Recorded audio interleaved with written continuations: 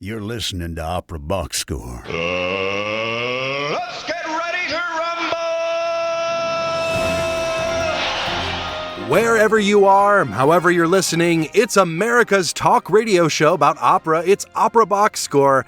I'm Weston Williams, joined by Ashley Hardgrave. All right, this week, Gregory Spears goes Inside the Huddle. The American composer is in the middle of a banner season, which includes the 10th anniversary of his opera Fellow Travelers. Find out about his new opera, Sleepers Awake, a reimagining of the fairy tale Sleeping Beauty, which gets its world premiere this spring. Plus, in the 2-minute drill, a protestor apologizes for disrupting a performance at the Met, and we apologize for clowning on Rienzi at Bayreuth. Make sure you subscribe to our podcast on Spotify. Click follow on Apple Podcasts. Hit the plus sign. You can also stream episodes of OBS every Saturday at 10 a.m. Central at amplisoundsradio.com. Email us your hot takes by writing to mailbag at operaboxscore.com or upload a voice memo using the You Got Something to Say tab on our website, operaboxscore.com. However you contribute, you get an OBS beer coaster, an OBS lapel pin, and a #1 OBS fan foam finger just for sharing your own hot take. Every single time I read out that opening script, I think I get a little bit faster, and I think I'm about to break the speed of light. Ashley Hardgrave, it's been a while since it's been you and me. She's back! Hi, folks! Uncle Ashley has missed you terribly. It has legitimately been months since I have seen you on the Zoom screen, so it is delightful. Although we were actually at the same concert, we found out, turns out. Yeah, we found out later. We both went to the Alan Stone concert here in Chicago. Which was incredible. How would you describe his genre for the folks who are not familiar with Alan Stone, Ashley? Blue-eyed soul, funky white boy with organ, flashy 70s clothes, and one of his organists looks like Ron Jeremy, but cleaner, I think. I think that's where I'd go with it. We have to take advantage of the fact that you're here, Ashley, and make up for the extreme lack of sports coverage that isn't tennis over the last several months. Please, tell me something that's not about tennis. Oh, honey, there's so much football. There is so much football to talk about. I wish I had been able to be on last week when the Bears were at the top of the NFC North. We didn't understand it either, but we were riding the wave. Unfortunately, they lost to the Packers this week, but they're still excellent. We plan to make a really great showing against Cleveland this week. So the Bears are good. We don't know why, but actually we do know why, and we're delighted. Also, the college football season is ending, which means we just had Selection Sunday, which means that the college football playoffs have been announced, and the bowl schedules are starting to come together. There is drama around this. There were a lot of shocks and surprises, ups and downs on some of the teams that got into the college football playoffs and some of the teams that were left out of the college football playoffs despite their really stellar records. A team that is near and dear to your heart, kind sir, is one of those controversial selections. There are some people that think that the Tide should not be a part of the college football playoff, but that is okay. They got in. What is it that you say? Advance elephants? What do you say? Advance elephants. I do love. I can't say Roll Tide as loudly as I legally have been able to in the past because last time I tried to do it, it did blow out the microphone and I had to get a new one. So I'll just whisper it in an ASMR style. Roll Tide. Let's talk some opera.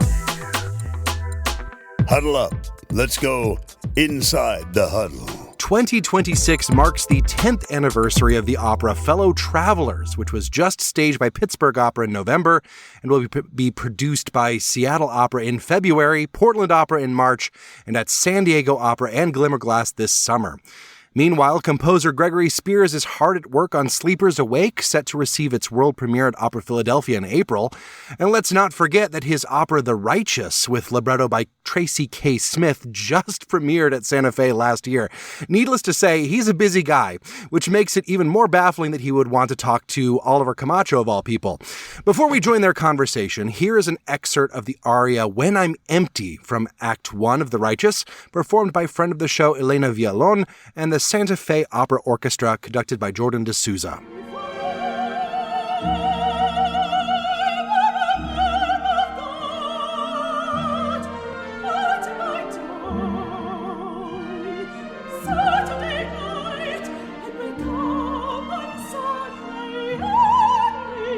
To be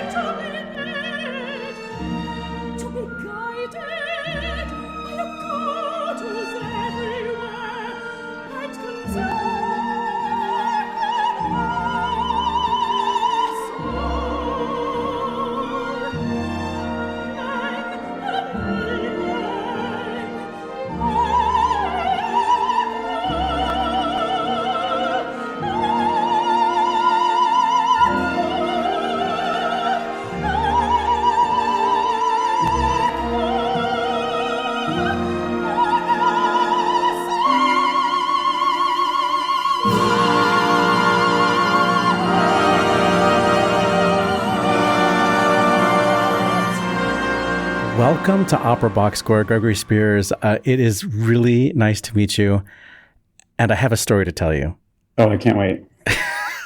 This is so embarrassing, but I feel like I have to confess it so that people know that I can be sometimes very basic is not the word. I guess I'm trying to say that I'm not as bright as some people might think I am. But anyway, I was sitting at a performance of John Adams's Antony and Cleopatra. And out of the corner of my eye, I saw maybe in the row in front of me, all the way in the aisle, like maybe 8 or 10 seats away, a very handsome guy of a certain age, let's say your age, and just really engaged in the show, and clearly somebody that I recognized, but I couldn't put my finger on it. And so we made it to the intermission. I see this guy in the lobby, and for whatever reason, the synapses connected in my brain. This is a composer. This is a composer whose opera you've recently seen. It must be Gregory Spears. And so I walked right up to him I know from this story that it's not, because I haven't heard this before.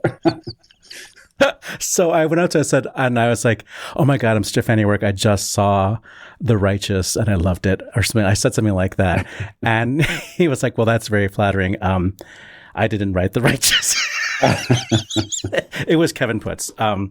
So Kevin, if you're listening to this, yes, that was me. And at least I got some part of it right. You are handsome. You are white. You are a composer. And it turns out you know each other. That's right. We both went to Eastman, and I was an undergrad and he was a doctoral student, I think. We happened to live in the same like townhouse sort of complex, and but actually we didn't hang out very much. But I do remember going to his apartment once because I needed something. I was cooking and I needed something. I can't even remember what it was, but it's like so like it sounds so 1950s, to walk to your neighbor's house, borrow a cup of sugar, yeah, flour or something. But I'm a big fan of his, so I will take that as a compliment. Yes. Well, now that I can get you two straight, separated, we should talk a little bit about The Righteous, because I was at the premiere production of The Righteous, and that's actually a topic, the idea of first productions. Yeah. But let's talk a little bit about The Righteous. I mean, Elena Villalone is a star, and you really served her well. And I think that it's going to be hard for other composers or for other companies to figure out what to do with her right now, because she's so talented. And it's just like, okay, let's just put her in, Rigoletto, like put her in something where she can just sing. But she's actually such a comprehensive, skilled artist. And I'm just thrilled that there was a role for her that got to showcase a lot of what she can do. Oh, I'm so glad you said that, because I just, I love her so much. And her sound very much inspired that role. I mean, that almost sounds like a cliche, but I have this sort of dream that we can maybe return to a kind of new bel canto era, but it requires, a lot of trust between composers and singers. And she's a singer that I really wanted to write for, and I got to, and it was amazing. And also a wonderful presence on stage. She has such a kind of focus. I don't know why that's the word that comes to mind, but it's kind of that we think of singers as singing loud, and that's how they bring people in, but she has a kind of quiet kind of magnetism on stage that then when she sings just adds to it. It's great. She does that thing which is not so common. I know I'm a singer too, so I shouldn't say this about my colleagues, but she seems to be listening. Oh, I like that. I totally get that. Yeah. Yeah. And she's sometimes listening, and you can almost feel her like, it's listening and thinking at the same time, right? Like, and so, and I really like that. And as a singer, she's very much like that. So she came over here into this room that I'm speaking from, and we really went through the role, and she sang through it and really kind of just brought me into the experience of singing it. Because I believe deeply in two things. One, writing virtuosic music for singers, like writing hard music. That is at the same time, the second part of what I believe is that it's also comfortable to sing. And that's a weird paradox, right? Because like, is Rigoletto, is that comfortable to sing? Yes and no, right? And so I think a lot about that. And she really let me come into her process as a singer, because she's a very what's the word? She like thinks through every corner of what she's doing. And you hear that there's a kind of carefulness, which then allows for the virtuosity and allows for the risk of doing something, virtuosic. Yeah, and she has, ideas about phrasing that people her age normally don't have, like. That's right. Yeah, she has, and it's a naturalness. She sings it like, this is going to sound like another cliche. She sings it like it's something that she's written for herself. Mm-hmm. Like that was my feeling. And it sounds weird for a composer, but you want to hear a singer sing in a way that it just feels like they wrote it, or they completely own it. I'm working with a singer right now, Jung Park, and he has that quality to it. It just immediately hurts. And I'm like, that's like the instincts are just exactly right. She has that, definitely. The Righteous premiered at Santa Fe Opera in 2024. And the reason why we're speaking today is because there's just too much happening with you right now. We have to sort of just like get like a bird's eye view of Gregory Spears in the year 2026, because it is a lot. The big headline is that another world premiere is happening, Sleepers Awake, which was already workshopped in Cincinnati, but will have its official premiere at Opera Philadelphia in the spring, I want to say. Is that right? Right, late April. Yeah. Okay. And then we have to talk about the anniversary of Fellow Travelers. But let's start with Sleepers Awake. What is Sleepers Awake? It's a retelling of Sleeping Beauty, which is a story we think we all know. But I think it's an unusual kind of approach to the story. It starts right at the end of the 100 Years' Sleep, if you know the story, and a character called the Stranger, who's you might think of as the prince, awakens this court and Thorn Rose, which is another name for Sleeping Beauty, and they're all very, very annoyed that they've been woken up. They're very groggy and upset about being awakened. It sort of starts there, and it retells the story through this with what's essentially a kind of modernist reinterpretation, modernist in the sense of the writer being modernist. I don't think of myself as a modernist. So it's a kind of unusual take on this very familiar story. And it also really features the chorus, Philadelphia Opera's chorus, which is something that is exciting for me because I also love choral music a lot. Actually, The Righteous, as you know, had a lot of choral music. And the music director at Opera Philadelphia was in Santa Fe that summer and was hearing all the choral music, because in Santa Fe, everything's outside, and it was so loud that he could hear it over in the La Traviata rehearsals. And so they wanted something that really featured their chorus. So lots of choral music. What is this hypnotic labyrinth soundscape talking about in the PR about this piece?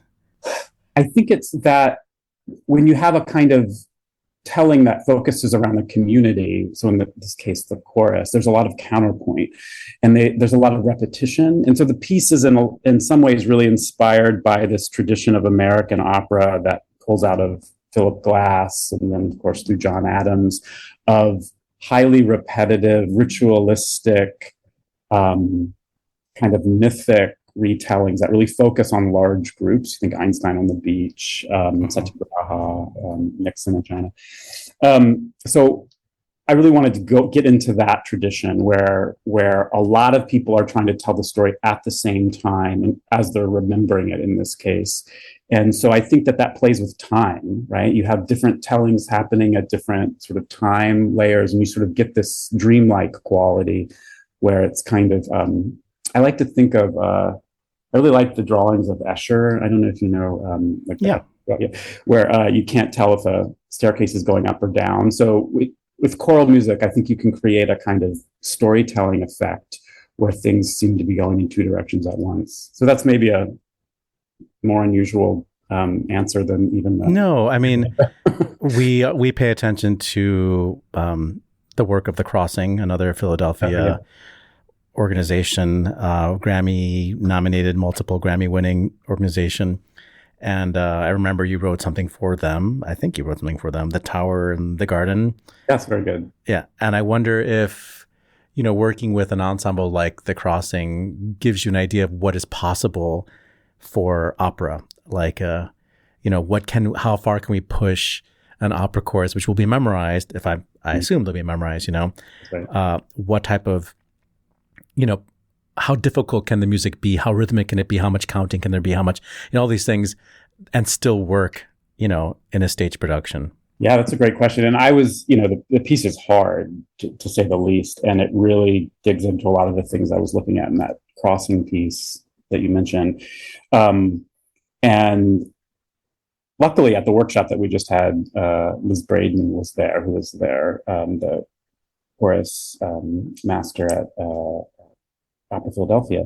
And she's like, yep, this is very hard and it's doable. So I'm glad I'm gonna sort of relax about that. But I definitely had that question, especially with the memory, especially with repetitions, and a lot of the text gets fragmented. It's the shortest libretto that I've set in an opera, but it has more words almost than any opera because there's so much repetition and the words kind of get fragmented in the way that there's sort of words everywhere, so to speak. And so the memory is going to be a challenge, and I'm really excited to hear it and to see it, because also with memory comes a kind of commitment, as you know, like memorizing something frees you to really dig into all the dimensions of it. So it's something you couldn't really actually write for a regular choir because they probably wouldn't memorize it in a way. And so that's going to allow for a different sort of commitment to the text and to the music, I think. So it was already workshopped in Cincinnati, and I assume Opera Philadelphia has announced cast for? Yes, they have. And I already mentioned the tenor, Jong-Yoon Park, who's remarkable. And he's the stranger. And then Suzanne Burgess is Thorn Rose, who's the Sleeping Beauty character. I just heard her sing in Don Pasquale in Opera Theater St. Louis. And I think she's singing the Four Heroines at Opera Florentine coming up really soon. So I had never heard her until this summer, and I was really impressed with just how much sound she has and how beautiful the tone is, and like how game of an actress she is. Yeah, totally. And she couldn't make the full workshop, but she was at the workshop for 2 or 3 days. And so I got to work with her a little bit and talk with her. I mean, she's just like, both her and Jong Yoon are like, they're like old school opera artists. You know what I mean? Like, which I just love because I'm just an opera, fanatic. And they just have that kind of sense of, they just sing new music like it's, like whatever Verdi they're looking at that week. And I just love that sense of ownership and commitment. And they're both great stage presence kind of actors. And so they can hold the stage, which is actually important for this particular piece because it's less naturalistic than The Righteous or Fellow Travelers, where, in those pieces, there are like characters that are kind of everyday characters. But this opera for Opera Philadelphia, it's like the opposite. It's like, it's trying to tap into ritual and myth and fairy tale. And we have a perfect cast. Also, Brian Major is singing the court poet, who's kind of more of a he's not the king, but he's kind of runs the court, so to speak. So I'm really excited to work with him because I'm also a really big fan of his work too. Well, you said a lot of names, and we've already talked about The Righteous and now Sleepers Awake, but you have already mentioned Fellow Travelers, which is why I want to dig into that a little bit. But the idea that The Righteous has already been produced, is there plans for another production? There, we of course are always having conversations. So, but I'll have to get back to you on that. Okay. So Opera Philadelphia does seem to be going in this direction with Anthony Roth-Costanzo now at the helm of doing things a little bit more experimental. Mm-hmm. Did this opera come about post or pre Anthony Roth-Costanzo? Was this like a David Devon initiative, or is this an Anthony initiative? This is an Anthony initiative. And, they have a motto, their opera, but different. It's sort of their motto. And so this project was definitely conceived under that idea. And, I think I already mentioned, I love like old school opera stuff, like I love bel canto. I love I love the full repertoire from Monteverdi through today, of course. And but I also love, Philip Glass operas. I love Richard Foreman plays, and I love things that move in very different ways theatrically. And and actually, Anthony and I worked together, years ago, sort of doing more like kind of downtown kind of avant-garde. Yeah, weird stuff. Yeah, weird stuff, totally weird stuff. And he's been in some of my less weird stuff, like The Righteous. He was in The Righteous. And so I think that there was a sense of him really wanting to sort of give me permission to go to kind of revisiting that part of what I do. So I think Sleepers Awake will sound different to folks who may have seen Fellow Travelers or The Righteous. And yet, for me, and probably for Anthony too, it's actually a return to something else that really preoccupied me. Again, like something that has to do with ritual, American minimalism, a kind of, I'm going back to a world where like the idea of the neo-Baroque, neo-Renaissance kind of music was really important to me. And so yeah, that was definitely part of, I think, what he wanted for this season. Again, is, opera, but different. In some ways, I think of that. A lot of the things that sound most unusual, I think, in my work are often just drawn from history, in fact. And so they're both maybe sound unusual to the modern day listener, and yet, might sound pretty typical to someone, in 1560. Well, we've been dancing around the topic of Fellow Travelers, and that's the work that has been reproduced the most so far in your operatic canon. Mm-hmm. And we're now reaching the 10th anniversary of this show.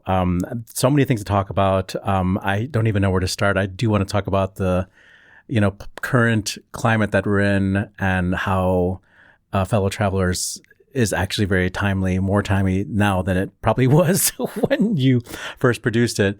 But maybe we should start by just talking about the creation of Fellow Travelers. And did you have a sense that this was going to be a piece that would be reproduced again and again? You always hope for that, I guess. But there's so many reasons why works get done or don't get done again. And, a lot of it has to do with scale. And so that piece sort of has a scale that I think works. But as I was writing it, I was thinking, I think what excited me about it, and I think what maybe has something to do with its success and why it's sort of still around, is that it's a story about these characters, all of whom are like really contradictory and kind of fraught and are full of flaws. And I think that that's what actually makes them lovable. I know Greg Pierce talked a lot about that at the beginning of the project, of not trying to create like, these, like, for lack of a better word, all good or all bad characters, right? And so I think that for me, that's part of its success. And that's what interested me as I was writing it, because I think what opera does best is actually ambiguity and mixed emotions and characters who aren't really entirely sure what they want, or what they want is actually contradictory. And I think these characters are like that, and that's what makes them interesting to watch as we see them try to negotiate this world of political intrigue. Well, I also feel part of the success is knowing the audience. Mm-hmm. And I felt very spoken to, or I guess seen is what the way people say it now. When I saw this show, I felt like this opera was for me. Mm. And I had the good fortune to hear Jonas Hacker and Joseph Lattanzi. And I was like, dream cast. So right. That was in Chicago probably then, right? Yeah. So many things made me just really love this piece. And I remember being at this theater, it's called the Athenaeum Theater here in Chicago, and just seeing it full of gay men. It's like, this is what opera is supposed to be. Like, but funny you say that, because some people, will ask about like, oh, like, isn't it great that like, have opera speak to a gay audience? And I'm like, historically the audience for opera has been gay, right? Like whether it's Willa Cather, in the early 20th century, or it's, Tchaikovsky in the 19th century or whatever, so I think, I think it's important to acknowledge that even as it's nice to see gay characters on stage, gay audiences have been keeping this tradition alive for centuries. So, well, there are a number of performances of Fellow Travelers coming up in a town near you. I will put some of those links for those performances. I see Seattle and Portland are both going to be offering it. And San Diego in the summer. Also happening in your life right now is somebody is performing your completion of the Mozart Requiem, and we are like in a Salieri year, I think. Is this a Salieri anniversary year? I forget. I don't know. Poor Salieri. He doesn't get, we don't really get all that excited about it. Anyway, Salieri is on the mind right now. And what was the impetus for you to do your own completion of the Mozart Requiem? Well, there's a complicated answer and a simple answer. The simple answer is I was commissioned to do it. Okay. So I was like, and I think it was something that I would have to be commissioned to do, not because I didn't want to do it, but because it feels like such a kind of sacrilegious thing to do in a way. And so I feel like having someone ask for it who felt like I could maybe do it, maybe gave me some of the confidence to engage with it. So I was asked by Seraphic Fire and Patrick Quigley, who's their conductor, and we love him. Yes, he's amazing. He didn't really like the Süssmayr. Okay. Yeah, and I agree with him. Poor Süssmayr was trying to complete this piece so that Mozart's widow could collect the commission and pay for all the the household needs. She just lost her husband, so he needed to finish this piece quickly, and he wasn't the first choice either. And now that's what gets done. And so I appreciated that Patrick wanted to try something new. And so I was excited to do it. So I did a lot of research, and it's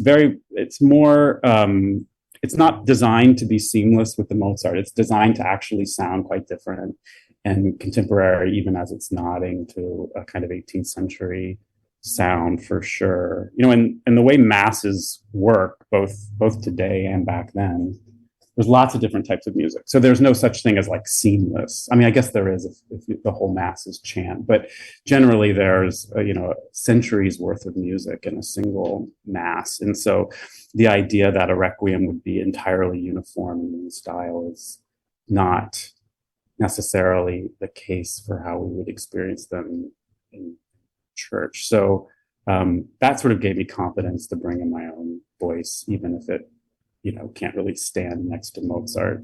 Tough assignment there. And a mass setting that you would always have composers at different skill levels, whether it's old plain chant, would be sitting next to the Mozart back in the day, and then hear something new, or sometimes there'd be organ improvisations and stuff. So it wasn't all sort of sacred. Maybe it was all meant for sacred purposes, but it wasn't all sort of historically uniform in that sense. So anyway, it was a really fun project. And I'm really happy. It's a little older actually than Fellow Travelers, but I'm happy it's still being done. It's being done twice this season, so it's really great. Yeah, in January in Columbus, and in May with the New York Choral Society at Alice Tully Hall. And finally, there's a couple more things that I see on this press release. You wrote a song cycle for Jennifer Johnson Kano and Christopher Kano. Yeah, or writing. You make me nervous when you say that, because I'm like, oh, shoot. Is it not done yet? It's not done. Oh, no, it's done. Great, everybody go to that. That's April 7th, 2026. Well, no, it's happening right now. Actually, literally, I'm looking at pieces sitting here on my desk. But no, it'll be done. It's planned, and it's half written. But I love her, and she was in The Righteous, of course, and she's a real star. To get her and Elena, in one piece was a sort of composer's dream come true. She can do anything, it seems. And yet what she does best is what, of course, I want to try to do, which is a kind of, I don't even want to describe her voice, but this kind of clarity of expression that she has. Anyway, it's a piece called Bartleby, the new piece, and it's a setting of a Herman Melville story, which is a very sad story. I don't know if you know Bartleby, but and a lot of philosophers have written about this story because it's strange and unusual and puzzle. And then you also are doing another choral work for Master Voices, based on the 7 Deadly Sins. Is that a choral piece or is that a solo vocal piece? It's both. It's I just sent a draft in actually a couple of days ago to them, and so the first half right now is for baritone and organ, and the second half is for baritone, chorus, and organ. Or I should say the whole piece is for baritone, chorus, and organ. But there's this kind of solo opening. It sets Ecclesiastes, and then the chorus sort of joins in the second half. Well, it's a full season of Gregory Spears' content. There's something happening that's Gregory Spears related near you. Gregory, thank you so much for coming on the show and telling us about all these things. And we look forward to seeing Fellow Travelers or hearing Jennifer sing your new song cycle, or going to hear 7, A Cycle of Sins, or Sleepers Awake at Opera Philadelphia. Thank you. It's been a pleasure. Matching plates,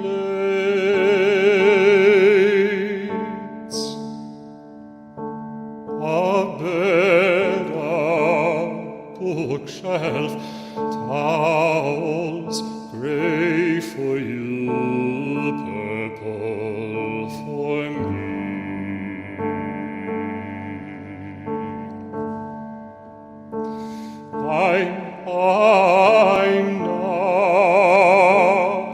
I'm not one of those. I'm not Skippy. Neither are you. We'll never be that. I'm not one of those squeals and aprons, dangling spatulas. I'm not one of those.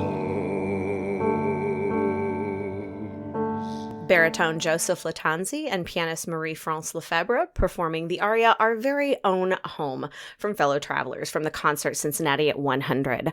Our thanks to Gregory Spears for taking the time to chat during this intense period. They covered a lot of ground, and if you want to catch any of the performances mentioned in this interview, we'll put a link to his performance page on our website, which is, guess what, operaboxscore.com. Ashley, were you on the show yet when I guess 10 years ago ish when Fellow Travelers was being done by, I think it was COT? Was it Lyric? I mean, I think it was Lyric that did it. No, I was not yet on the show. No, wow. I didn't come on until a little more than 6 years ago, I think. Yeah, I remember we did a show, and that was one of my first. I think it was one of my first operas I went to with Oliver after, we were both hosting, and we both absolutely loved it. When we came back, we raved about it on the show. We loved Fellow Travelers. If you want to dig way, way back into our archives before Ashley Hargrave, if you even want to listen to the show before Ashley Hargrave. I mean, who would? I'm sure that episode is fine. Make sure you subscribe to our podcast on Spotify, click follow on Apple Podcasts, hit the plus sign, find a friend, make them search out our old, inferior pre-Ashley episodes if you dare. Incredibly good and nuanced and smart takes and very, handsome and beautiful hosts. I mean, what more could you possibly want out of a podcast? Let's go to the 2-minute drill. This just in. the 2-minute drill. All right, listen up. Here's everything you need to know about what happened in Operaland this week. Nate Smith, one of the protesters arrested after disrupting a performance at the Met last month, has issued an open letter apologizing and explaining the purpose of the action. First, to the cast of Carmen, I'm sorry. I accept the outcomes of my actions, including anyone's scorn. Despite the apology, Smith emphasized the purpose of the disruption. Greenland ice sheet alone will bury Lincoln Center, and it's said to be past the point of no return. Koch Industries and Chevron are working tirelessly to ensure this happens, that will never change course. I've heard them say out loud on camera to their investors before being dragged out of the room. And for what? For their profit. Profits they then gave you to put their names on your buildings. Opera America has corrected a 2024 study which initially claimed that new audiences preferred the classics. Now, OA has issued a subtle but important distinction. Quote, new audiences want to see repertoire they've heard of, which includes classics and new works. In reality, is a work's name recognition rather than the age or status of the work that appears to drive interest. WTF at KC today? Well, the 48th annual Kennedy Center Honors did. And in a departure from its 47 ceremonies prior, the President of the United States served as MC. This year's honorees included country music singer George Strait, rock band Kiss, Broadway star Michael Crawford, disco pioneer and traitor Gloria Gaynor, and actor Sylvester Stallone. In another break from tradition, the ceremony featured a redesigned honoree medal in collaboration with Tiffany & Company. If you dare to venture a watch, the broadcast will be on CBS December 23rd. I advise you to bring a cocktail. The trailer is out for the new Amadeus TV series based on the Peter Shaffer play. Starring the White Lotus's own Will Sharp as Mozart and the Marvel Universe's own Paul Bettany as Salieri, Amadeus drops December 21st on Sky TV. Bring a cocktail. Bring all the cocktails. The Bayreuth Festival has sold out its entire 2026 season in only an hour and a half. And yes, this is the season that includes the festival's first ever production of Rienzi. Sounds like they're also deserving of a cocktail. The company, which has been struggling with funding in recent years, attributed the achievement to targeted marketing and creative ticket packages. In more German news, the group Standing Up for Art is launching an appeal with the European Court of Human Rights after a Bavarian court dismissed a case concerning COVID restrictions at the height of the pandemic. The group contends that cultural venues were told to stay closed months after religious institutions and non-essential retail were allowed to reopen in the state. Standing Up for Art contends that the government reduced compensation for arts employees and did not provide adequate support to freelancers during this period. In major awards news, Riccardo Muti will be recognized by Pope Leo XIV with the Ratzinger Prize, aka the Nobel Prize of Theology, which recognizes significant contributions to the theology, philosophy, and arts. Insert joke about the Chicago machine here. Meanwhile, in Georgia, the state, baritone Cheryl Milnes, and the GDAD of Atlanta Opera, Tomer Tzvulun, have been named recipients of the 14th Annual Governor's Awards for the Arts and Humanities. Meanwhile, our friends at Opera Wire have announced their top 10 rising stars of 2025. Romanian baritone Mihai Damian, French-American soprano Sandra Hamui, American baritone Theo Hoffman, friend of the show there, Bolivian-Albanian soprano Carolina Lopez Moreno, Italian tenor Dave Monaco, Finnish-American Miles Mikkonen, American baritone Edward Nelson, Polish-American soprano Alexander Nowakowski, American soprano Kathleen O'Mara, and finally, American Chinese mezzo, and one more friend of the show, Sunli Pierce. In trade news, Sarasota Opera has announced that artistic director and principal conductor Victor Rienzi will be stepping down after a mind-boggling 44 years with the company. According to Sarasota, Rienzi was the longest-serving opera AD in the world. General Director Richard Russell will take over in the position beginning in June. Exit stage right. Breaking news, we have learned that American bass baritone Jubilant Sykes has died at his home in California. He was 71. Sykes began in the world of jazz and gospel music before going into opera after college, going on to perform at the Met, Deutsche Oper Berlin, the Kennedy Center, and beyond. Sykes is particularly known for his interpretation of the celebrant in Bernstein's Mass, a role which earned him a Grammy nomination in 2010. Renowned architect Frank Gehry, who designed the Walt Disney Concert Hall in Los Angeles and the J. Pritzker Pavilion in Chicago, has died at age 96. A recipient of the Pritzker Prize and the Presidential Medal of Freedom, Gehry transformed contemporary art architecture with his sculptural buildings that defied convention. Gary's signature buildings used aerospace technology to create structures that appeared to move, earning him international acclaim and the admiration of millions who experienced his work. LA Opera has announced the death of Robin Thompson, who'd shaped the company during its first decade as artistic administrator under founding general director Peter Hemmings. Thompson eventually left LA to serve as artistic advisors to a number of opera companies and served as the director of artistic administration at New York City Opera for over a decade. American dramatic soprano Margaret Jane Ray, a 1989 Richard Tucker Award winner known for her powerful Wagnerian interpretations, died on December 2nd at age 62. First a young artist at the Met, Ray made her Met debut in 1987 as Annina in Traviata and went on to perform 92 times with the company in productions including Valkyrie, Aida, Götterdämmerung, and Lohengrin. Throughout her career, she appeared at La Scala, Bayerische Staatsoper, Berlin State Opera, and Paris National Opera.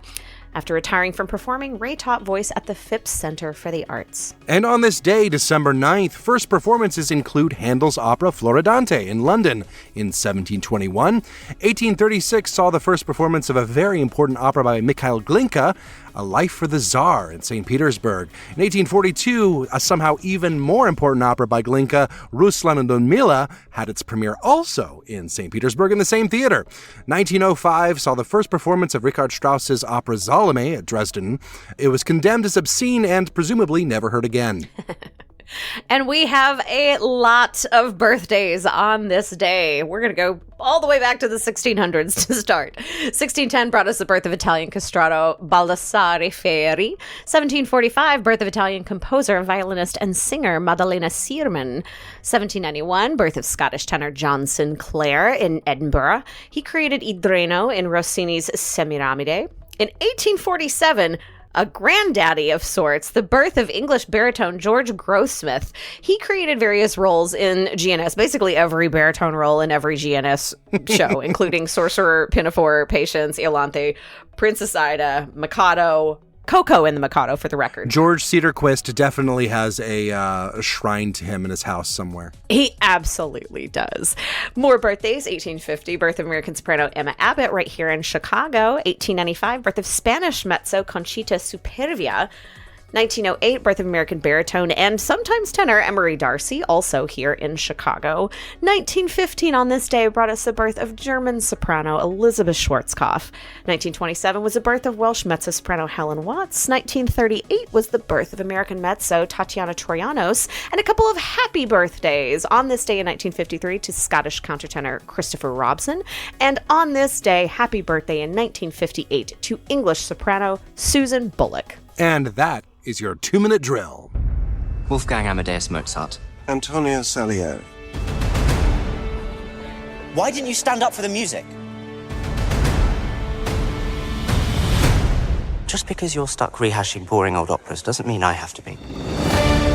The whole reason why I came to Vienna was to write for the Imperial Opera. This repulsive creature, played as though guided by a greater power.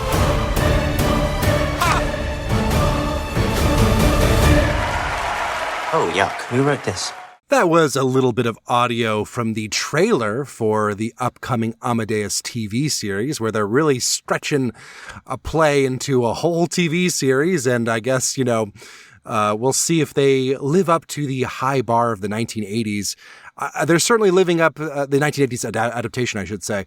They're certainly living up to the high bar of what every single movie trailer does now, which is, some piece of music with boom, boom, boom. And usually it's like, something by the Beatles, but I do think it's incredibly funny to hear it with Mozart. It really adds a certain something when you're listening to a Mozart opera and just the timpani is just absolutely wailing. No, it's not even a timpani, it's like taiko drums, just absolutely wailing during the choral numbers. I am certain Oliver Camacho is going to have some thoughts on this. I mean, to be fair, Mozart and Salieri were rock stars of their day, so it's not super out of that. She's been making a comeback, this Amadeus. The play has been running at a professional company here in Chicago, people were marketing on top of that with the Mozart Requiem that the Chicago Symphony just did, so maybe we're just kind of in an Amadeus era, perhaps? A Mozart moment, #Mozart 200. That's it. That's what we'll do. don't worry. You're going to hear more from Oliver on this later. I'm sure he's going to have thoughts. Before we get into the lighter news, I do want to talk a little bit about Jubilant Sykes. We were kind of torn talking about this because the news came in literally today that as we were prepping for the show, that he had passed, unfortunately, and we wanted to report the news of what happened because it's the news. We do news on this show, but we didn't want to highlight it in the obituary. He was apparently stabbed at his home, and I believe they are suspecting one of his sons might have done it, who has a history of mental illness-related violence, I believe, is what they're saying. And this is all also, we're recording currently Tuesday, December 9th, so a lot of this could change. So we did want to mention it, but also acknowledge that obviously it's a developing story, a very tragic story, certainly, and we didn't want to necessarily feed into that too much, especially since, who knows what the story is going to be 3 days from now. But certainly a tragedy, no matter what way you cut it, I think. Correct. And I think the things that we're starting to see pop up, obviously the news of this is so surprising, and the circumstances surrounding it and the arrest in connection with this event. But the thing that I've really started to see is just the outpouring of heartache over the loss of someone like Jubilant. He was just a good guy. He was just a good guy. He was true to, he never really, I hate to use this phrase, but he never really forgot where he came from. He was really invested in the community in which he grew up. He was very invested in the church communities there. So there are singing folk, there are church folk. The things that are starting to come out, I am appreciative of, are just about what a great guy he was. And so that's, I hope that is the narrative that continues to rise. Yes, and hopefully we won't have to make any corrections to the story next week. But if we do, we will be in the same boots as Opera America, who had to issue their own correction this week. I am the master of the transition. I think this is actually a really important update. And I don't know if this is necessarily a correction or a secondary study that they conducted this year that sort of clarifies their original point. It's a little unclear in the article that I found talking about it, but basically it's talking about the original finding was that, audiences only want to come see the classics. It's the big names that they've heard of, right? Rigoletto, I've heard of that. Let's go see that. That's what new audiences want. And of course, that is a big danger, I think, to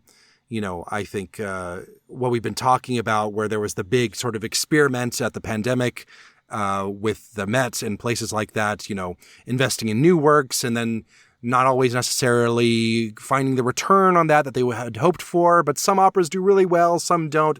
So research is incredibly important. So what they found is that name recognition, yes, it can be because the opera's name is something that's in the cultural zeitgeist, or at least has been heard before by the new opera goer.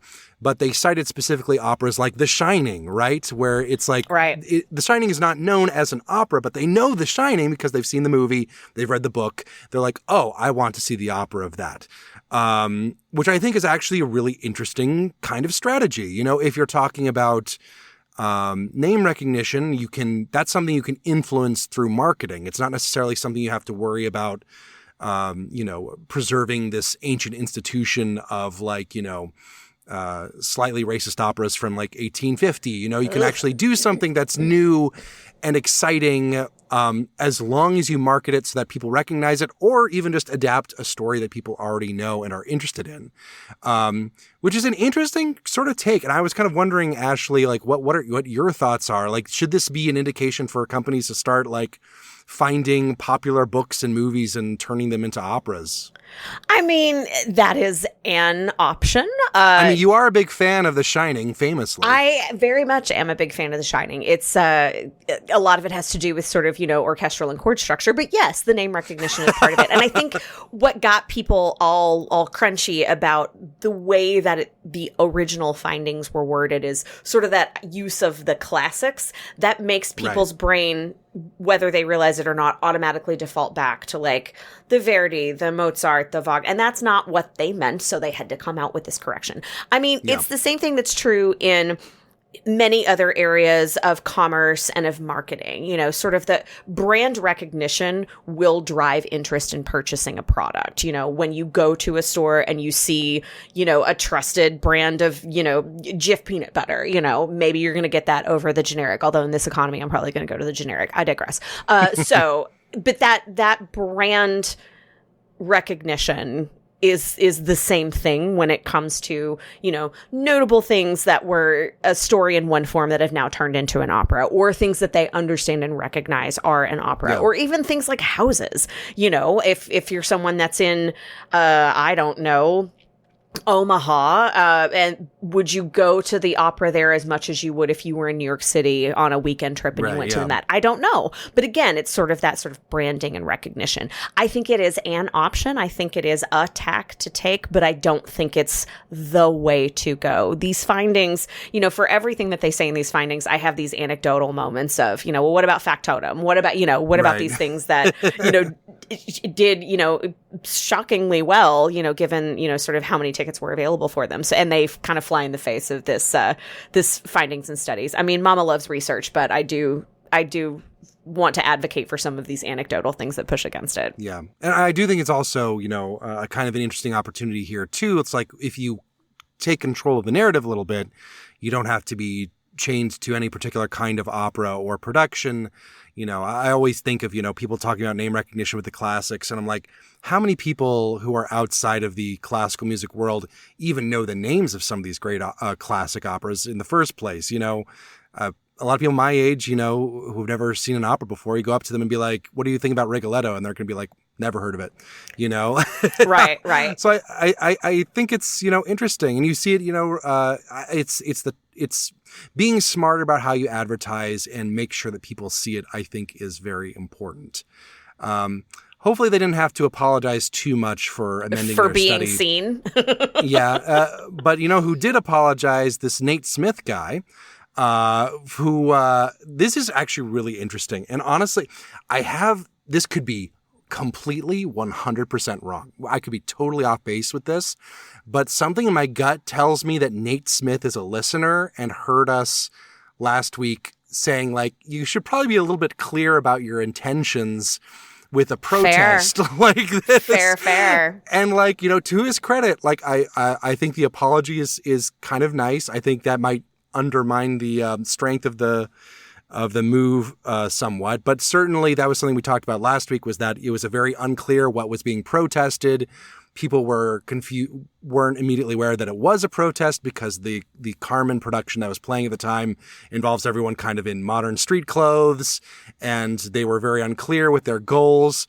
And you know what? To his credit, he had some banger lines about the Kennedy Center being buried in water, and like, you know, the profits of the Koch brothers being used to fund the Lincoln Center buildings, which I think are, you know, very, very valid points. So you know what? I mean, you know, if you are a listener, Nate, thanks for listening, I guess. Yeah. Well, you know, and note. Again, you know, the common through line of what our conversation is right now is, again, it comes back to messaging, storytelling, branding. You know, if you really look at what he was organizing, you know, his thoughts around and what was driving this protest, I understand the rage. I absolutely understand the rage. These industries are, you know, putting our planet at risk seemingly without a care in the world. And yet we are using the money that's coming from that to sustain these arts. It's kind of like when I went to the aquarium in New Orleans and I saw that some of the major sponsors were oil companies like Exxon and Chevron. And thank you for, you know, putting a shark in a home, but also you took the sharks out of their home. So anyway, so I get it. I understand that rage. But again, we didn't, and by we, I mean the audience members who were in that Carmen didn't necessarily understand what was happening. And it's a lot. You know, you've got, if you're going to make a shock and awe protest at something like a public event, you've got a handful of seconds. You got like 7 seconds to tell your story. It's kind of impossible to do that here. So it's, I get the rage. I understand the interest in putting something like this together because you're just so angry and feel like you need to interrupt someone to say something. But I do appreciate a little more nuance and context. And I do actually appreciate, for once, an open letter. I think it was a kind of a classy letter, if a little bit wordy. And I think it's an interesting reflection of, I think, the times we live in for so many reasons. Woof. One other symptom of the times we live in is the fact that the Bayreuth festival is doing well, but apparently in part by turning to Rienzi. I would like to apologize to Rienzi. This is your for open letter. roasting it. This is my open letter. You know, I understand if you never want me to come to the Bayreuth Festspiele again. No, I've never been. I want to go at some point. So obviously the big story over the past few years in Bayreuth has been one of financial difficulty. Their chorus has been reduced. They lowered the number of performances. They were, you know, desperately trying to think of something new to do, and the idea to pull out Rienzi, which, you know, a bold choice, which apparently people want to see it. I mean, they also, again, talking about, you know, actually marketing their stuff better. They seem to credit that more with the success, but maybe Rienzi did have something to do with it. I don't know. Good for them. I hope this is a sign that things are turning around, and I hope it's not a sign that, we have to sit through Das Liebesverbot in 2027. Speaking of sit through. Oh, God. Okay. Well, with my return, so is the return of smack talking on the Kennedy Center, I suppose. So the Kennedy Center Honors happened over the weekend, and instead of sitting in the box like a good little world leader and watching the show, our dear leader decided to host the ceremony. I've only seen little bitty reports about what it was like, and of course the people that were there were like, it was great, it was wonderful. I'll be the judge of that, because I'm going to have to get drunk or high or both and watch it on December 23rd, not because I'm actually interested in seeing the remaining members of the band Kiss be on stage be up in the boxes in their tuxedos. I'm mostly, though, at 2 Gloria Gaynor. That's the one that really hurt me the most on this one. George Strait, unsurprising. Michael Crawford, absolutely not surprising. But Gloria Gaynor, babes, your main tune was an anthem for an entire community of oppressed people. And then you go and take this man's probably ugly Tiffany medal. I don't know how to feel about it, but I know I'm going to have to watch it.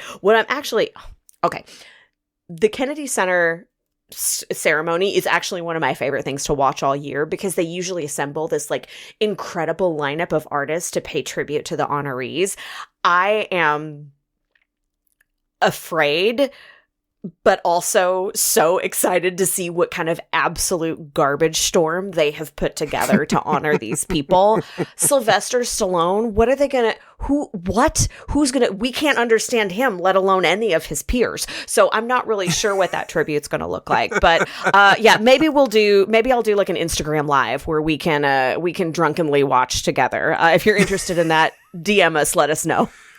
Incredible bonus content opportunity. Let's wrap this show up.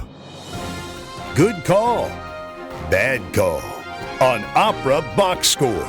Good call, bad call. That's how we end the show around here. Ashley Hardgrave. It's holiday season, which means we're going to be spending a lot of time after the hullabaloo seated with our families, trying to figure out what we can watch on television that is not going to offend anybody. And I have 2 recommendations for you. The first is Man on the Inside. I'm a little bit late to the party here because they're in their 2nd season. It's on Netflix. Ted Danson stars as a retired university professor who gets hired by a detective agency to pose as someone in a retirement community to help solve a theft case.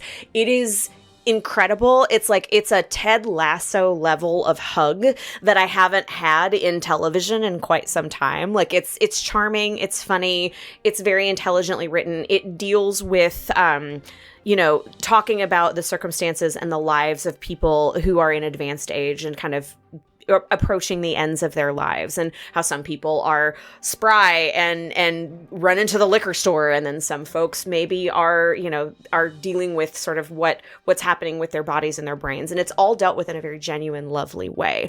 So I cannot recommend it enough. It's a hug. Man on the Inside, Netflix. And second, The Shuffle on HBO.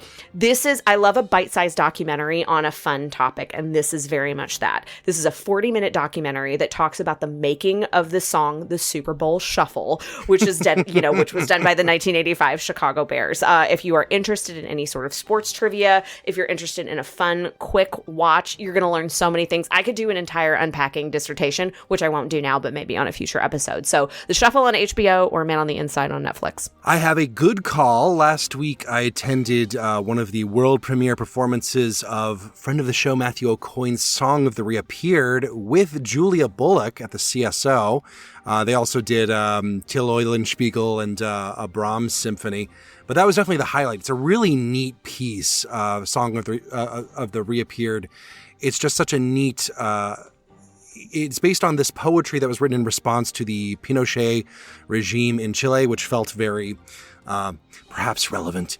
And the imagery is so striking, and the music really complements it in a way that Matthew O'Coin is really good at. He has this sort of like, in the program, he called it, I think he called it super tonality or something like that. He's not really like an atonal composer. Oh, he's explosively tonal. That's what he called it. There you go.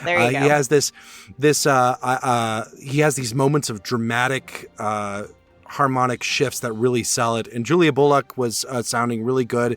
Great performance, really exciting piece, and one that I hope will stay in the repertoire. That is it for this week's edition of America's Talk radio show about opera. Make sure you subscribe to the show wherever you get your podcasts.